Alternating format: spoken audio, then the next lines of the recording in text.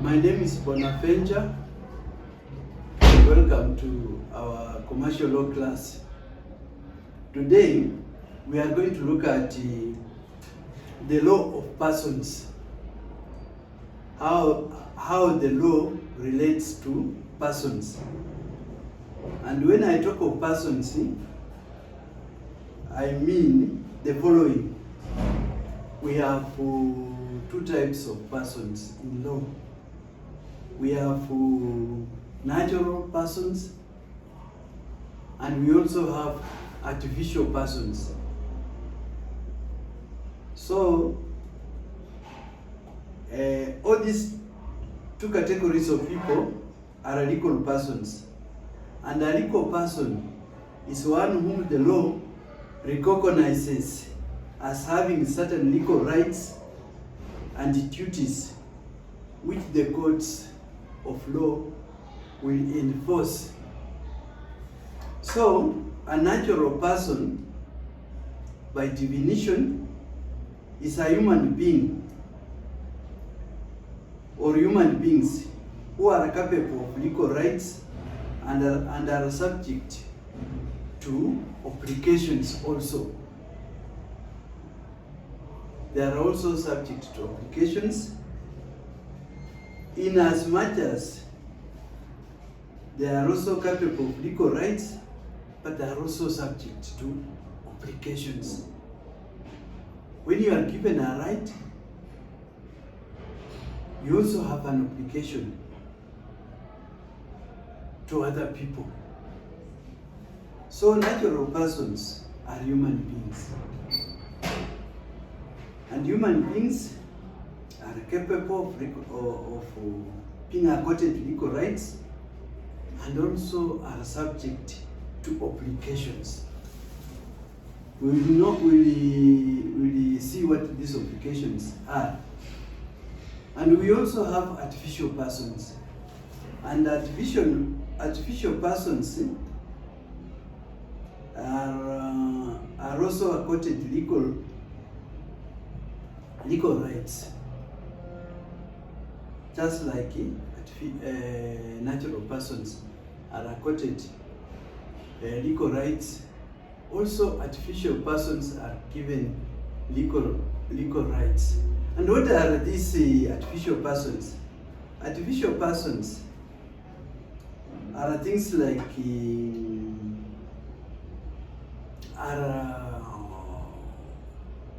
companies or corporations created by law.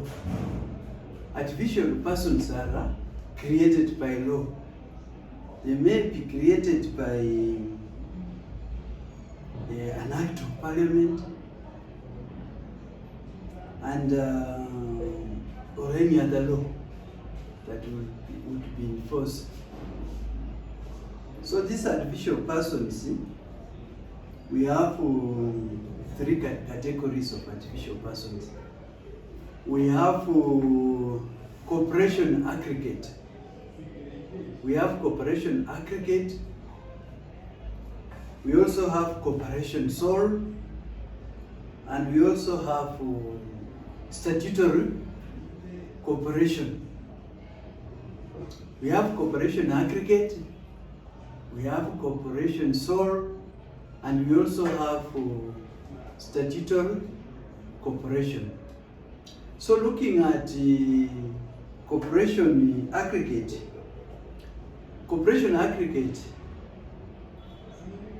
may refer to such corporations like societies, and mostly they comprise of two or more people.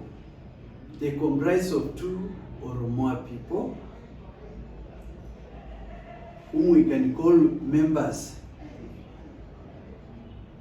So these artificial persons, that is this corporation aggregate, the members who comprise of this corporation continue succeeding the corporation so long as the corporation is in existence. the existence of the corporation depends on people who comprises of it. For example,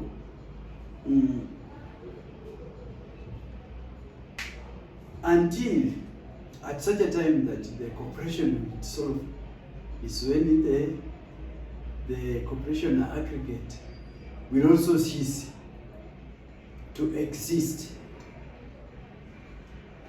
And also a corporation aggregate may be dissolved by death of all its members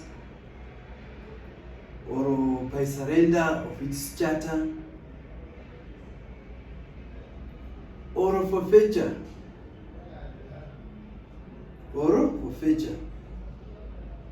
Such a corporation aggregate,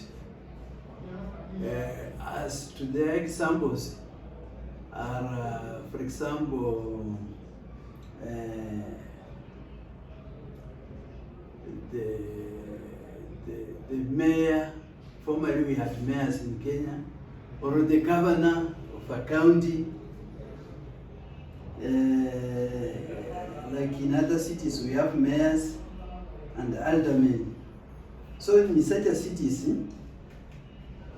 the person holding the office of the mayor is the corporation aggregate. Because there may be other people also, because we have the deputy mayor and others. So those are referred to as corporation aggregate.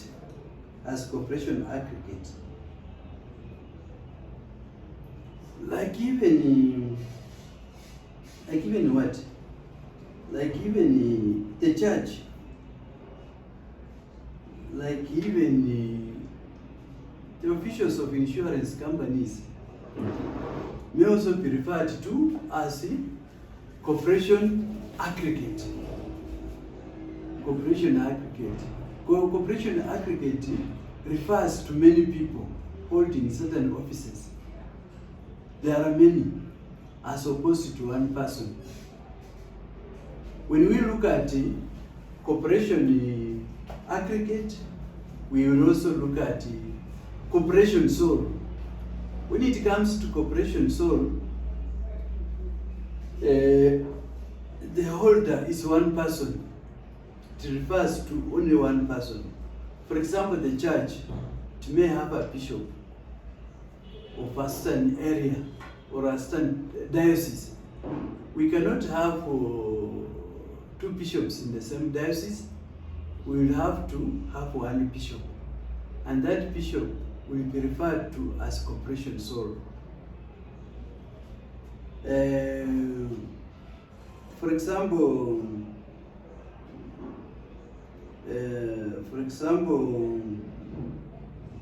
the custodian of such bodies as charities, the person in charge of such a corporation, we refer to him as a corporation sole.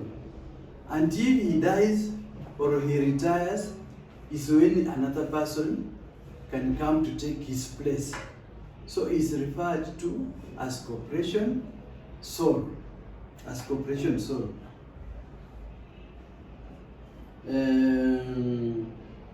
We also have statutory corporations. Statutory corporations are corporations formed by an act of parliament. The corporations formed by an act of parliament are called statutory corporations. There are statutory corporations because they have been enacted by the state, that is the parliament. And parliament, you know, is part of the three arms of the government, which we saw as a parliament, which is the legislature. We also saw the executive. We also saw the judiciary. So statutory corporations are formed by an act of parliament. An act of parliament.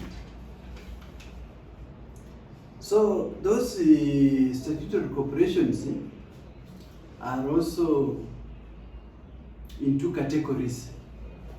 We have unincorporated corporations.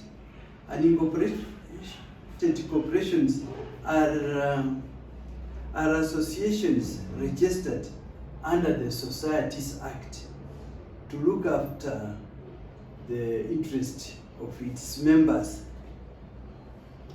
And there are many.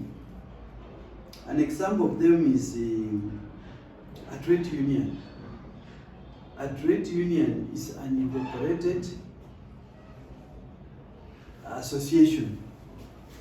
It's an incorporated association whose members are workers.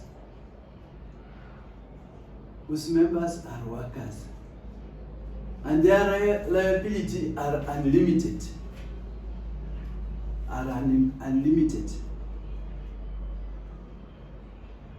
Their liabilities are unlimited. And features of unincorporated corporation, as I've said, their liability is unlimited. And also there is no perpetual succession. They have no perpetual succession. They have no capacity to contract. Their property is either joint property of members or owned by a trustee, but they are not legal entities. Those are incorporated bodies or associations. Like I've given an example of a trade union. It's an incorporated corporation.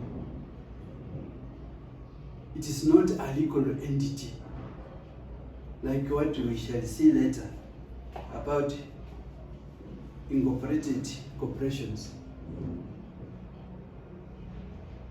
Their characteristics as unincorporated persons are that they have unlimited liability, they have no perpetual succession, they have no capacity to contract, their property is either joint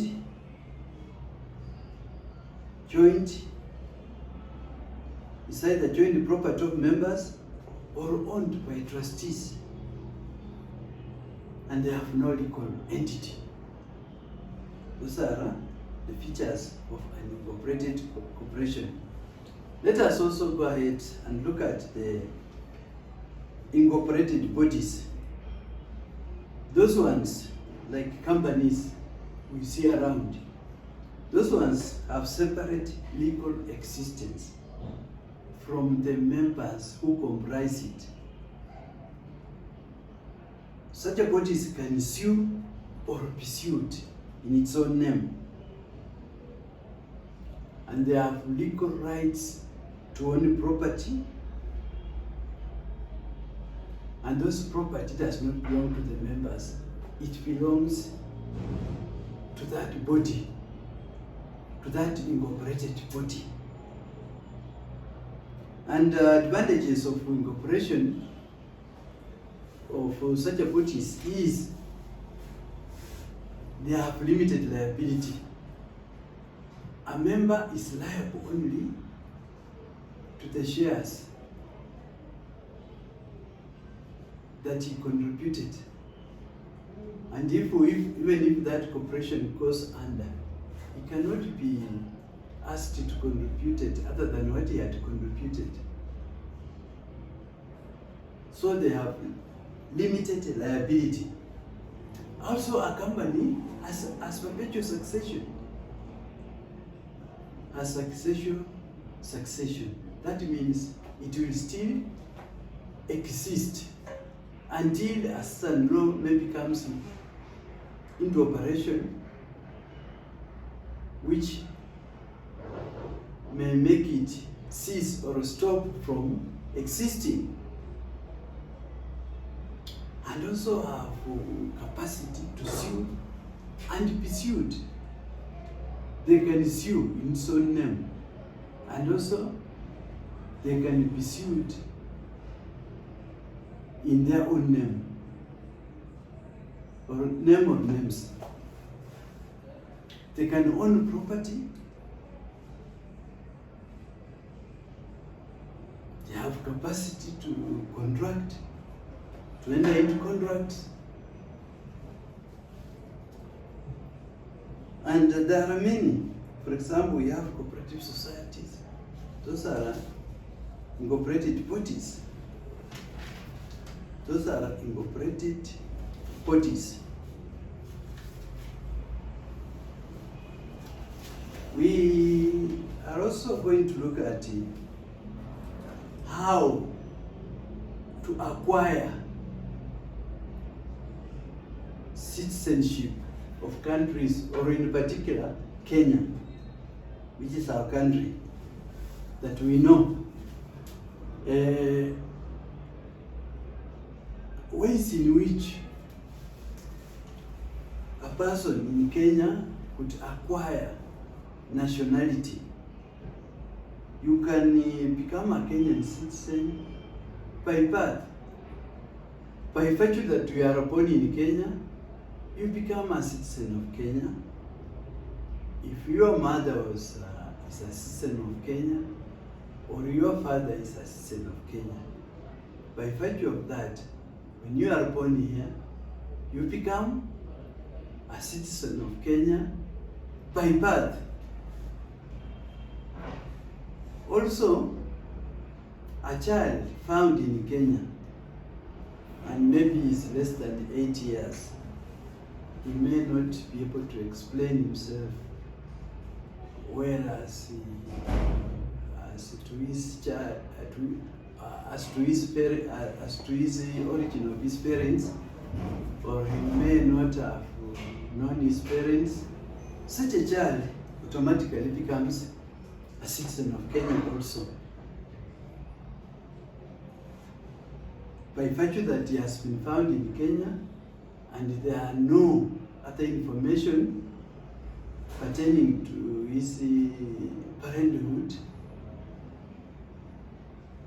that can be known beyond knowing him. So such a child can become a citizen of Kenya by birth.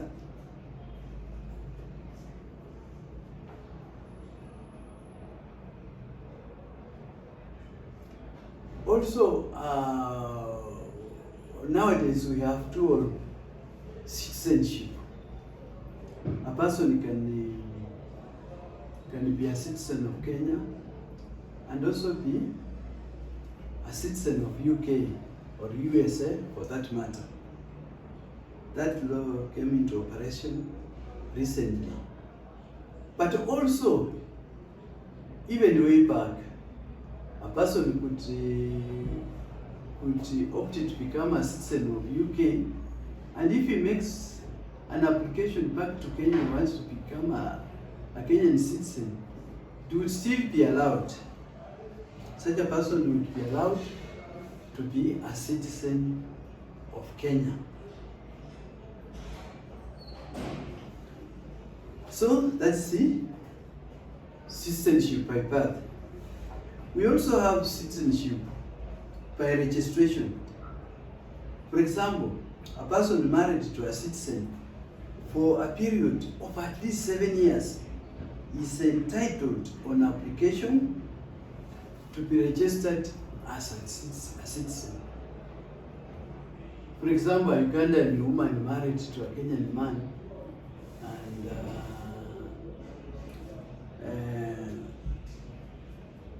they have been married for at least 7 years. Such a woman would be entitled to citizenship of Kenya. Or a Ugandan man marrying a Kenyan woman would also be entitled to Kenyan citizenship So as long as that person has lived with that woman in Kenya for a period of more than 7 years, at least 7 years and above, he may be entitled to citizenship of Kenya. Also, a child who is not a citizen of Kenya, but is adopted by parents who are citizens of Kenya, by virtue of that adoption, that child also becomes a citizen of Kenya. That child also will become a citizen of Kenya. So long as there is such application to the relevant authorities, they would register him as a citizen of Kenya. Let us also look at domicile. Domicile is the status or attribution of being a permanent resident in a particular jurisdiction. You are domiciled in Kenya, which means you are living in Kenya. So when you are living in Kenya, we would say you are domiciled in Kenya. You are domiciled in Kenya. You are domiciled in Kenya. So,